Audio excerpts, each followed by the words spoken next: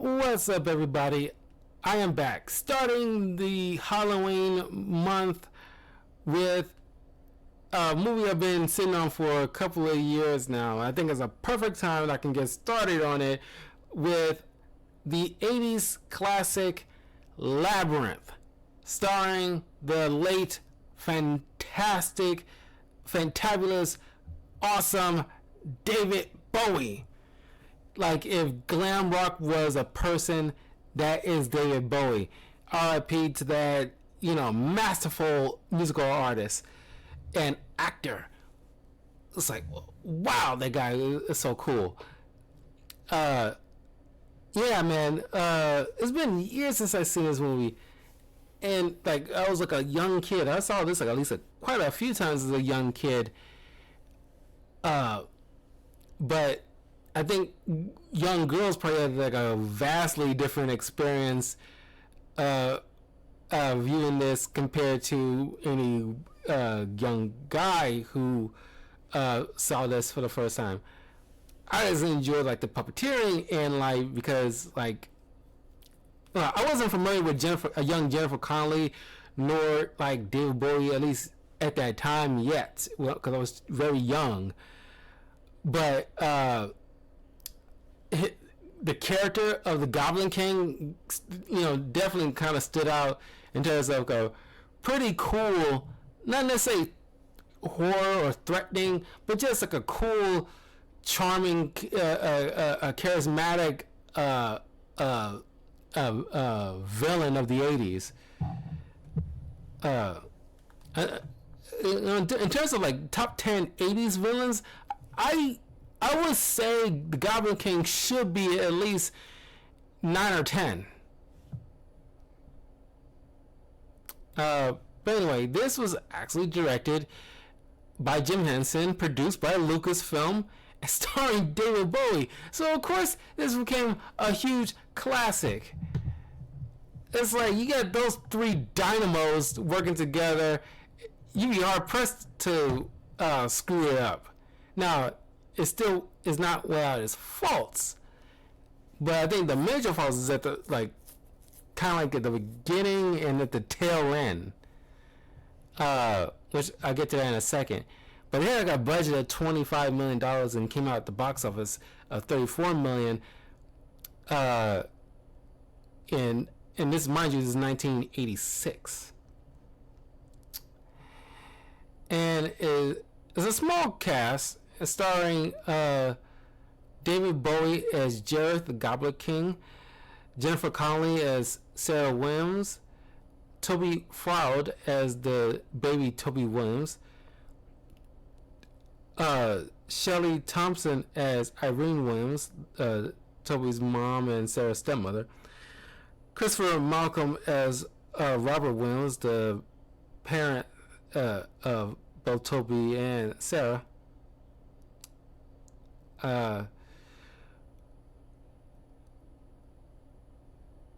We got Brian Henson as Hoggle, Ron Muick as Ludo,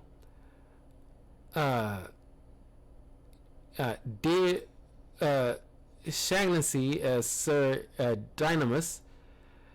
By the way, like the Brian Henson and Ron Muick also did like the puppeteering and body stuff with Hoggle and Ludo.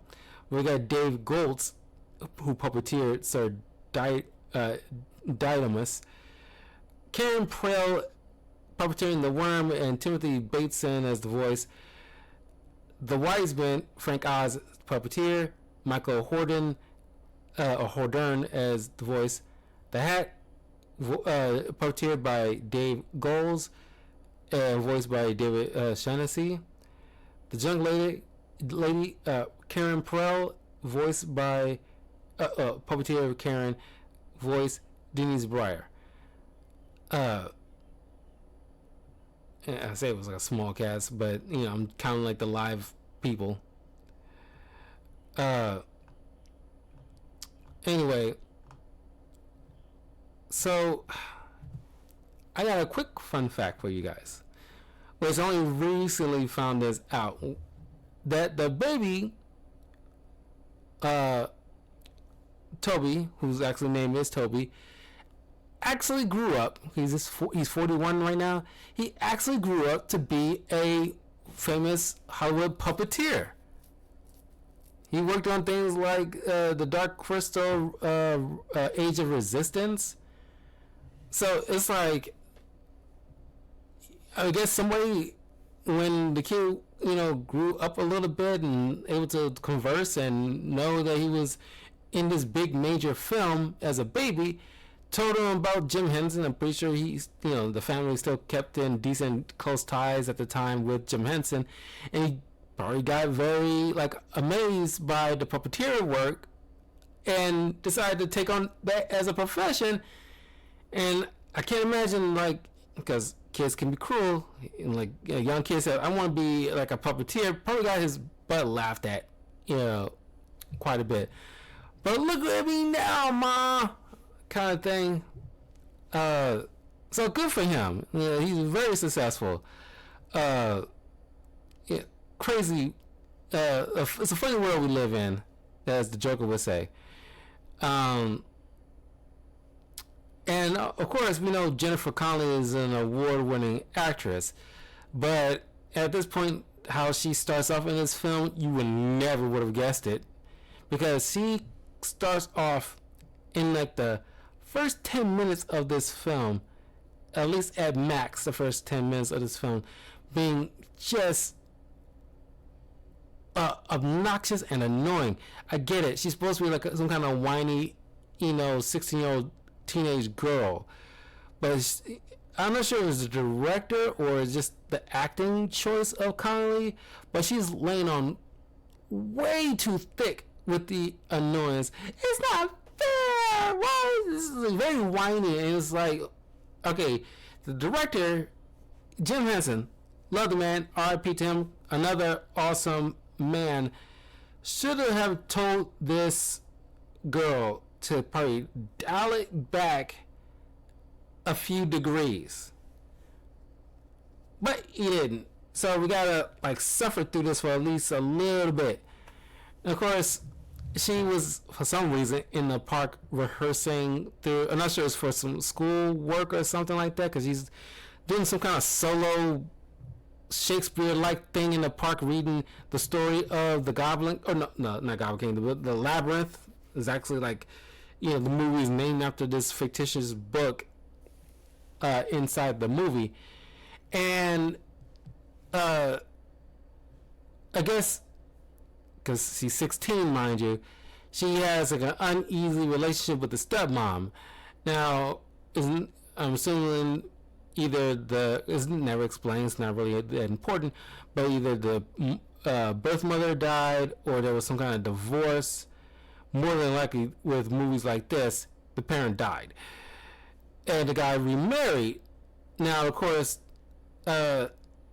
luckily and thankfully, Jim Henson didn't lead in with the tired old trope, making the stepmom some bitter old crazy woman like in most Disney fairy tales or during the Renaissance that will be coming up in the next couple of years after this film.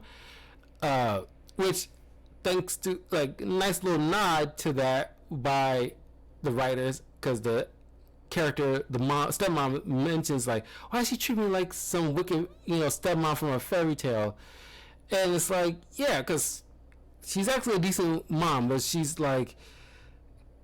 just in the short little moment we get her in, she feels beside herself, overwhelmed with the fact that she's at her wit's end with this young girl who she actually is trying to have a relationship with, but she's making it tough because clearly, she's probably not over the mom, and and adding to the fact of having this half brother, and I'm pretty sure it's fairly recently. Not sure why. This kind of reminds me of the movie I reviewed, the Disney Channel movie Smart House, where the young boy hasn't processed or got over the fact that his father wants to date new people, even though the mom passed away, but he still have some issues. The fact that he thinks like, he doesn't want anybody to think about forgetting her or anything like that. He hasn't processed those emotions and those issues. I see that same thing in the gender reversal of that, with, or at least I guess, like, Smart House is probably aping off of, I won't say aping off of this, but you can see the parallels that this movie started, that, Smart House just kind of continued that type of trend. But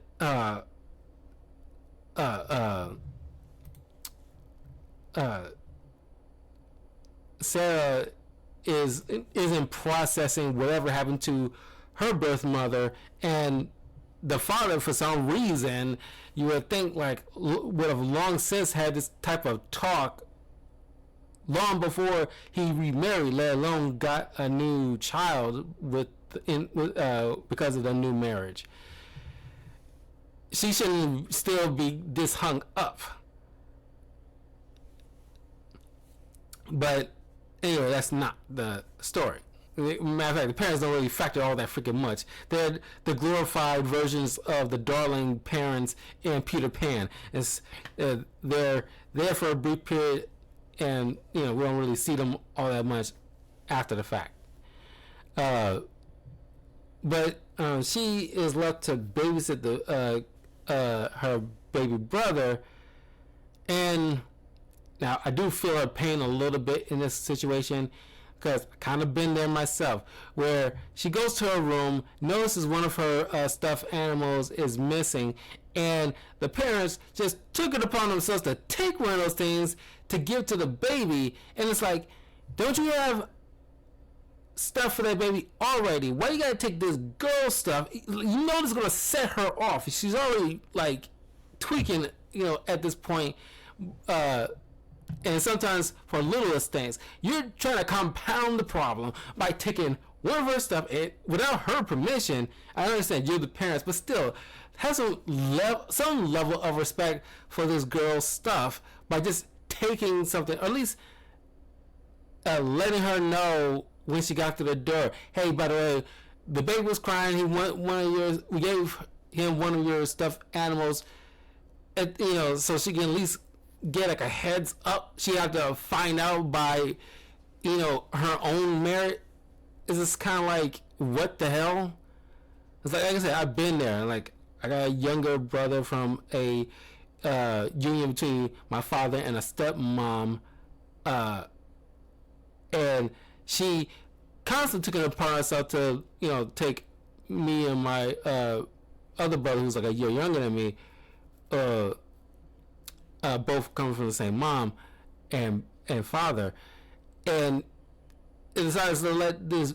He was a baby, like my youngest brother was a baby at the time, and just allow him to play all through our stuff without any kind of respect on our things, because she didn't feel like she needed to respect our things, because within their, in their house, their rules, kind of thing. It's just like very, like, disrespectful, just on I understand with the children, but there's still like a human level of respect of somebody else's things.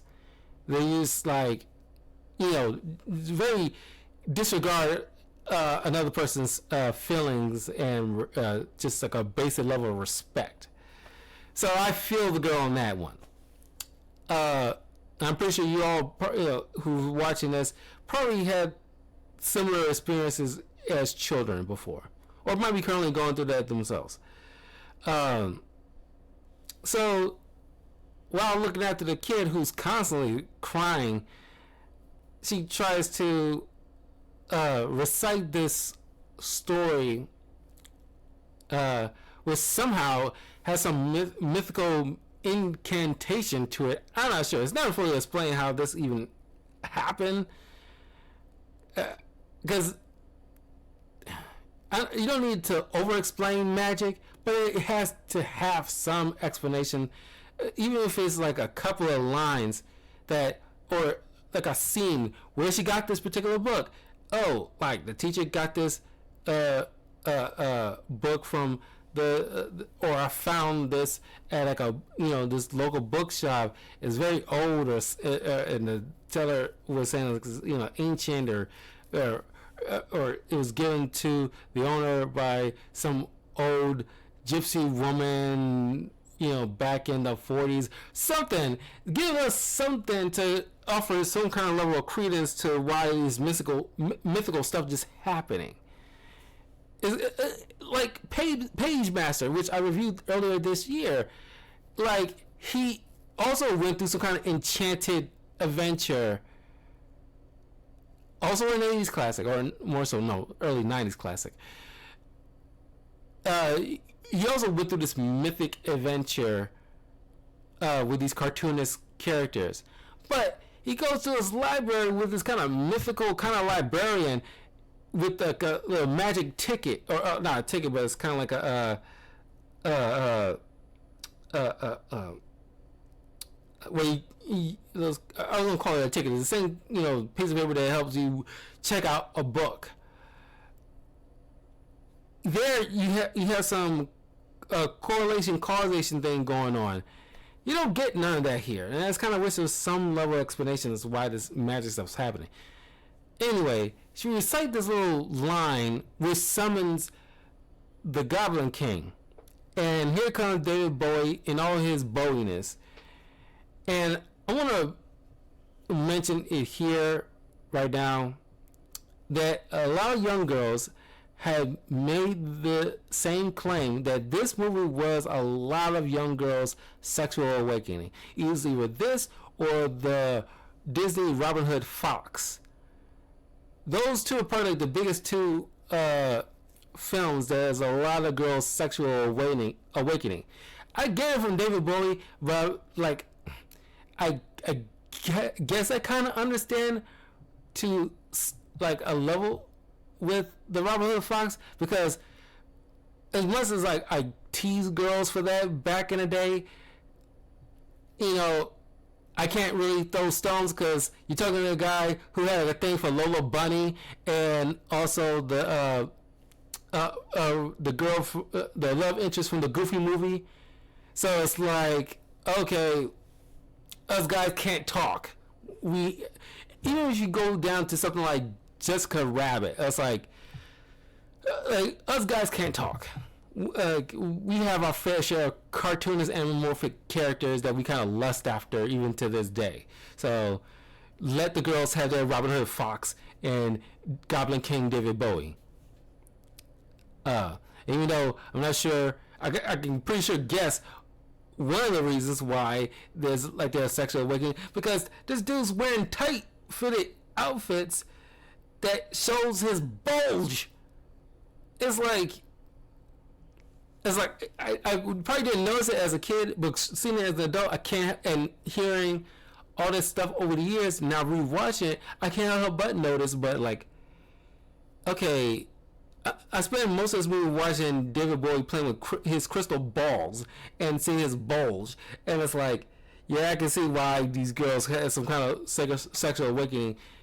I don't know if they ever was able to fully articulate as to why. It just kind of like popped into their head, like, oh yeah, I'm down for this. But it's probably the same feeling I got when I watched Michelle Pfeiffer Catwoman for the first time. That she was my sexual awakening as a young boy, because that definitely set off a lot of alarms in my brain. It's like, oh hell yes. And it's kind of went from there. Now I got a thing for goth chicks because of like I keep telling you guys, it's mostly because of Tim Burton. I have like a thing for goth chicks. And Helena Bonham Carter too. In almost any outfit she wears in majority of her films. Anyway, so the Goblin King shows up, saying that he took the baby. As per the agreement, he says he will give her, everything, like all her dreams in exchange for her brother, to free her from her brother, that she says she like. Of course, she instantly regrets it because it's like she's not only like a woman who's already emotionally, feeling all kinds of feelings. So half the time she don't really mean it. But add on the fact that she's a young teenage girl whose emotions are definitely all over the place, and not old enough to understand what she's feeling, and definitely she's instantly regretting what she said. Now she gotta find her brother and begs the Goblin King to please give my brother back. I didn't mean it. I was upset. I didn't mean it. And it's like, no, deal's a deal. But if you want to use brother, here's my castle, which is like teleported to this land of Oz type of place. Now, the cinematography is incredible. The use of practical effects, the proper use, well, the green screen in some cases kind of suck. And Jim Henson's, that is not his strong suit with using green screen. There's a moment with these little pink monkey things that speak in Jamaican accent that do like a song and dance. I completely skip over it. It's a completely skippable moment. It's horribly shot. Take it out, it doesn't add to nothing. Anyway, but most of the stuff, like the practical effects and like the cinematography and or the landscape, like it all looks really, really good to this day. So, Goblin King tells Sarah, okay, if you make it to my castle through the maze, within 13 hours, I will give your brother back. And in this whole entire time, he is sending his goons to trip her up, give her misdirections, all the stuff to lead her right back at the beginning of the maze, so the 13 hours just automatically go up. So he can guarantee that he keeps the kid, so he can turn the kid into a new goblin minion.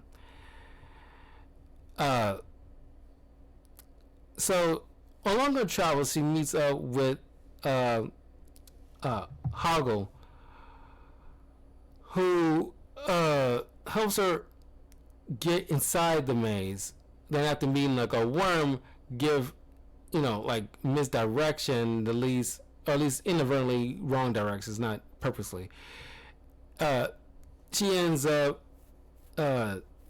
trapped with bumping into Hoggle again, who turns out to be under the thumb of the Goblin King. And so he pops in and out along this adventure, trying to, I'm not sure why he can't just use his powers to do it him, trip her up himself or whatever. And I love it, how Goblin King is like messing with Hoggle. So like, oh, you think she actually thinks you're friends? Oh, it's like, don't forget, who is king here? I will throw you in that bog. Trust and believe. But man, like I said, David Bowie is amazing. Like, God, I think we're all in agreement, by and large, that David Bowie's performance in this is probably like the best out of everybody here. Like leaps and bounds. And of course, Jennifer Connelly has her moments, but it's during like after you get through the first 10 minutes with what she does, she slowly but surely starts to become very, very good. But David Bowie has been like on point from the first scene to the last scene. And it's like, golly, this dude's like incredible. And you just like, just all the things that Jim Henson was doing with certain scenes with him, he was just chewing up the scenes. It's kind of like, Raul Julia as Bison in Street Fighter. He just, what kind of movie we were shooting, right? But he just chewing up the scene like he's doing like a Shakespearean play kind of thing. It's just like, okay, this is incredible. This is like incredible performance. This dude's like, like, despite the project, he is giving it his all. Kudos to both of these guys. I didn't even think I mentioned that in my 90s Street Fighter film review with because I mentioned how great Raul Julia is, but I neglected to mention how like he just like giving it his all despite the project that he makes everybody kind of look like chumps by comparison. Anyway, Sarah meets up with like this troll character, Ludo, and then Sir Dynamis, who helps her along the way, along this path. Now, I want to mention, because when I did my review of The Princess Bride last year, which, check it out by the way if you haven't, because I haven't seen this film for so long, both these movies had these swamp scenes, because I saw both of them as kids, and I kind of conflated these swamp scenes together, because I think when I was reviewing The Princess Bride, I mentioned of how I probably did. I can't remember what I said exactly, but I'm pretty sure I conflated the swamp scene, because I think I mentioned in that review that I conflated the swamp scene with some other movie where I could not pinpoint what movie I was conflating it with. Now that I rewatched this film, I know exactly what I confused it with, because the swamp scene in Labyrinth had these poopy farting noise swamp. Not sure why they got a fart, but I'm pretty sure just trying to get the kids to laugh in the room. Now, of course, in the right circumstances, farting can be funny. This one kind of, like, it was funny in the first couple of minutes, but it kind of wore out its welcome after a period. But yeah, I think, like, it was like a, conflating the two swamp movies, not swamp movies, but swamp scenes. Because this always stuck in my brain. I'm not sure why, because it was not really impactful of a scene, but it's just like farting swamp. It's just kind of like hard to forget something like that as a kid. But it was shot pretty well, and it looked like a legit swamp. So, I don't even think like the Princess Bride had a swamp thing. I think it's more like a sandy giant. No, it had a swamp. Yeah, it was, because I'm second guessing myself because of the whole quicksand scene area. But I digress. So, the Goblin King, earlier hands Hoggle a peach. Now, you're talking about Disney princess type of vibes here. Very, like, on brand, where the villain gives, like, or at least inadvertently gives a poisonous fruit. Very Garden of Eden type of situation here. Eating of the poisonous fruit that hinders the female lead. He's hoping to eat this poison fruit to have her forget her quest so it can drag out the time. Hoggle begrudgingly and sorrowfully hands her the fruit. She bites into it. She ends up going to a dreamlike state and enters this kind of like ballroom that kind of looks like the moment in the Van Helsing film with this ballroom thing with a bunch of vampires. Here it's just creepy people in masquerade mask. And she's in this poofy dress and dancing with David Bowie, which I'm pretty sure every young girl always wanted to dance with David Bowie. Sexual awakening, mind you.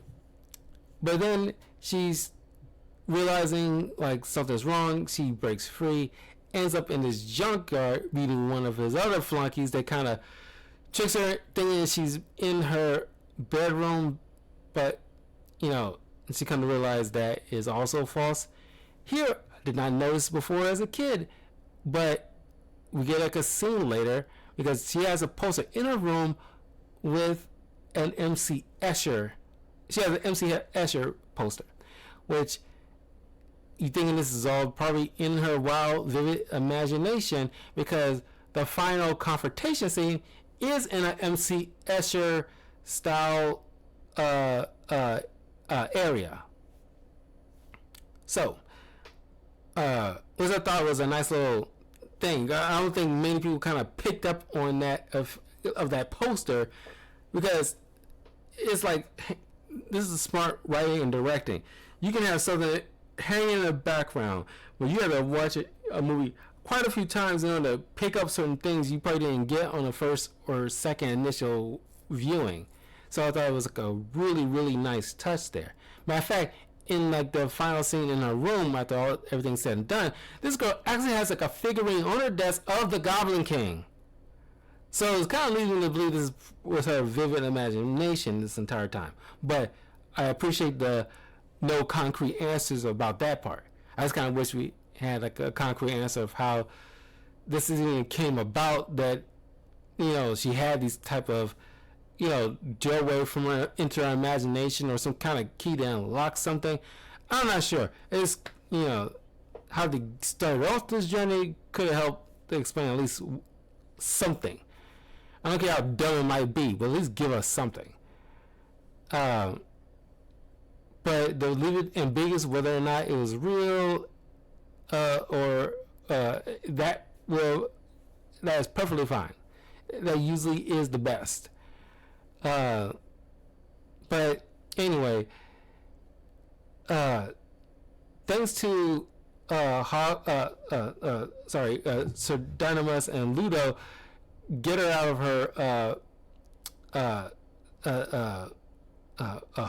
get her out of her funk. They carried on where they get bombarded by these giant knights, which Hoggle redeems himself and stopped that thing, and he asked for forgiveness, and she just kind of very quickly forgave him. I'm not sure it's just because of the running time. Just like, okay, let's get past this point. You know, they'll drag out this whole I'm sorry, and, you know, taking a minute or two to learn forgiveness. I appreciate that, but narratively speaking, it is pretty fast. It's like, okay, it's like give it a minute. I'm not saying you need to drag it off for 5 minutes, but you should give it a minute to at least process the situation when you're done. But anyway, they carried on, and they ended up at the castle where the Goblin King sends his minions. Oh, by the way, I didn't want to neglect the fact that, like, the music in this film, for the most part, is really good. But I think a lot of people more so remember the Dance Magic Dance song and that final song in the MC Escher scene. I think those two probably the biggest standout songs of this entire film. Because I was sitting there after watching this film, I can't help but kept humming Dance Magic Dance. But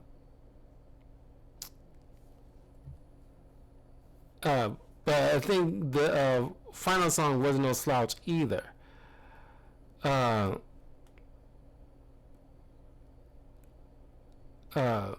As a kid, you know, I gotta mention this because I was dreading rewatching this, because I mentioned, you know, here and there that I don't like watching films that depict children, especially babies, in danger. It bothers me emotionally and mentally. Because I not that I witness anything crazy, but I'm just in my personal life, I'm just saying, it's like my sensibilities, that kind of goes too far.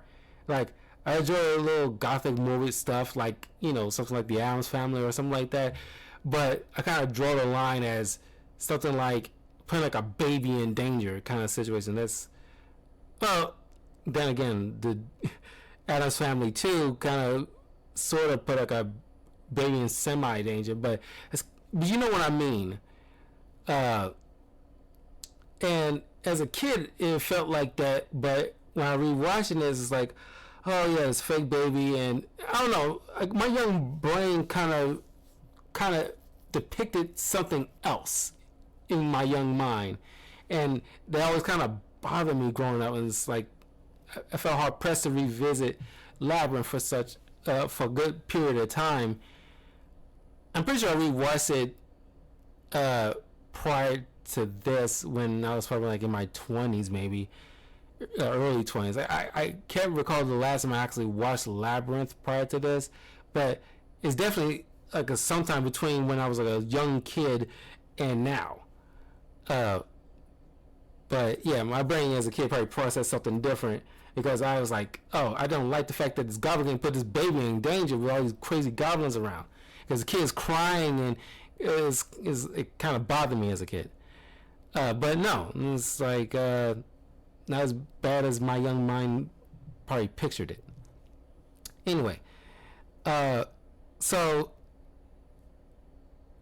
after Ludo summoned all these mystic rocks to attack all these goblins, Sarah goes off on her own to take on the Goblin King. Now, this is kind of like a movie meant for, I think the primary audience was young girls. Then it's kind of like the flip effect of something like Star Wars, whereas the primary audience was young boys and girls kind of glommed onto it by osmosis. This is a flip effect. This primary directed, geared towards girls, but young boys can have some enjoyment out of it too, especially if they're fans of Muppets and Jim Henson. Now, there's no actual like climactic fight between Sarah and the Goblin King. It's not that type of film. Matter of fact, kudos to Jim Henson and the writers who's like, no, we're going to do something different here where it's more so a battle of emotion and words, which is like a woman thing to do more often than not. We don't expect something like Sarah to be some kind of girl boss. We're not expecting Sarah to be something like Wonder Woman or Batgirl or anything like that. This is a battle of more so the mind and emotions, and coming to kind of like a coming of age story for a young girl, where she envisions a life with somebody like, this Goblin King who's like an older, mature man who can take her away from her problems. But sacrificing some semblance of innocence. Yeah, I think maybe that's, at least in my interpretation, it's kind of like the baby's a kind of representation of that innocence. But it is a confusing line that Goblin King mentions is kind of contradicting to each other. It's like, fear me, love me, I will be your slave. And it's like, you're saying you want her to submit while you being her slave, and it's kind of like two diametrically opposing forces. It doesn't make any sense. But I'm thinking it's maybe because like some girls put it where it's like, he will give her anything she desires. All she has to do is just like submit to him. And it's like, just submit to me, like, and I'll give you the world kind of situation. But she recites the lines from the book in order to shut all this crap down and get her brother back, which caused the Goblin King to disappear. And the brother is back. She's back home. It's stroke of midnight. And the parents are home, but you don't see them visibly in scene, just off-screen voices. And then you see all of her Muppet friends show up in her room, and she's playing around, dancing and singing to the villain song, which is kind of odd. It's kind of like, the ending of The Lion King, instead of being Circle of Life, is Be Prepared. It seems a little off. But it is the popular song in the film. And that's where the movie ends. It still holds up as a really good movie. Now, like I mentioned, like the beginning was with Sarah. First 10 minutes get kind of ear grating with her, but she gets better over time. And the last shot kind of ends very confusing because, like, is this a dream? Was this real? It's never fully explained. I don't know. I kind of wish that these pups were saying goodbye via the mirror, and she turns around, they're not there, and she's saying her goodbyes. But I kind of guess maybe they wanted to do like a good happy note. So look, we're with all their friends, and it was all happy. It was like for the kids, mind you. But I don't know. If it was me, I would kind of written like left it ambiguous whether or not it was real or not. But they say their goodbyes via the mirror, and she just kind of leave it at like a smile and end credits there. And I would have gone with that. It's like she has like a satisfaction that she, I don't know. It's kind of like, I don't know. This is Jim Henson. It's like, it's for the kids to go leave it like a good, happy note playing with these puppets. But anyway, that was Labyrinth. I'm curious to know what you guys think. Have you watched it recently? Does it hold up?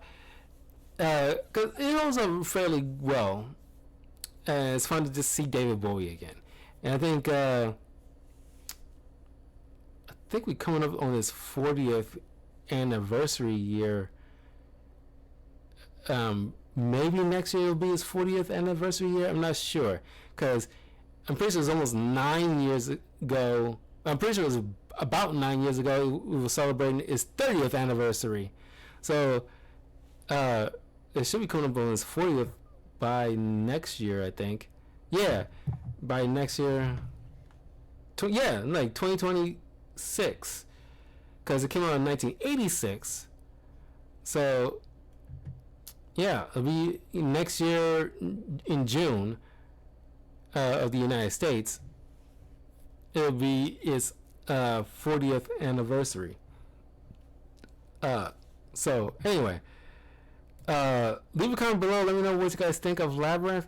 I will see you guys tomorrow. Hopefully I'll have my brand new controller by that time, so I can get back to playing some games, because I can't continue on with the controllers acting up the way they are. So anyway, I'll see you guys soon. Take care. Have a great week. Peace. Oh, alright, I didn't neglect this. I might not be streaming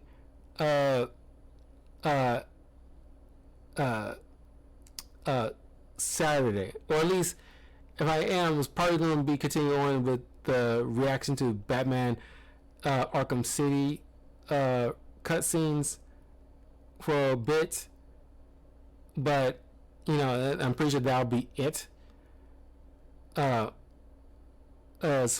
far as like playing some games, are probably going to be like a couple of days after. But anyway, I'll try to get some games done tomorrow. But anyway, take care, and I'll see you all soon. Have a good night.